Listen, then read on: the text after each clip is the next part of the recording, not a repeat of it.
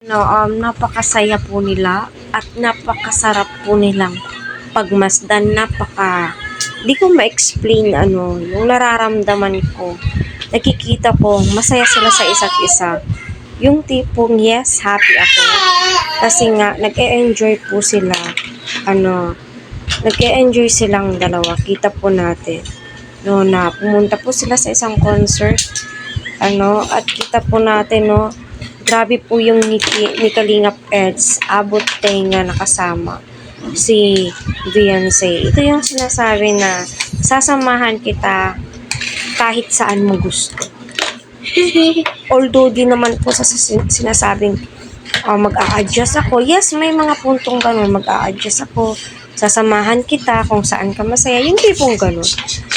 Napakasarap pagmasdan po nila yung tila nanunumbalik yung mga kabataan ko, yung line of 1, 16, 17, gano'n, yung kaedad lang po ni Beyonce.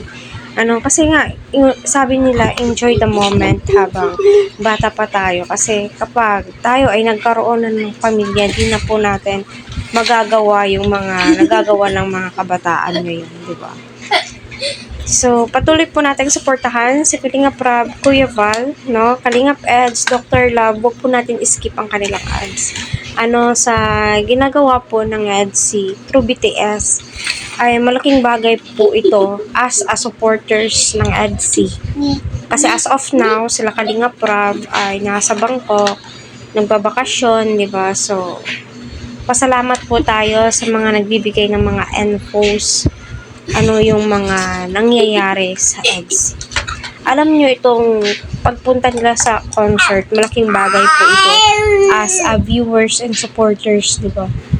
Kasi, dyan po nila nakikilala ang kanilang sarili, ang isa't isa ay di ba, getting to know each other. So, malamang, dyan natin masasabi na tila nagkakaintindihan po sila sa lahat ng bagay. Diba? So, aside sa Ben na pinuntahan po nila, ito naman po ay panibago, diba? So, masaya ako sa kanilang dalawa na masasabi mo po talagang grabe po yung tiwala na ibinibigay ng pamilya ni Beyonce, especially yung mama niya. So, alam naman po natin lahat na itong si Ed is respetadong tao, no? Hindi ka po dapat na matakot kapag siya yung kasama mo kasi kayang-kaya kanyang protektahan aside sa mga kasamahan po niya, aside po kay Dr. Love, kasi sa pagnood po nila ng concert, malamang andyan sila Dr. Love, nakaalalay, so di naman pwedeng sila Kalingap Eddie. Pero at least, no, na-experience nila yan, diba?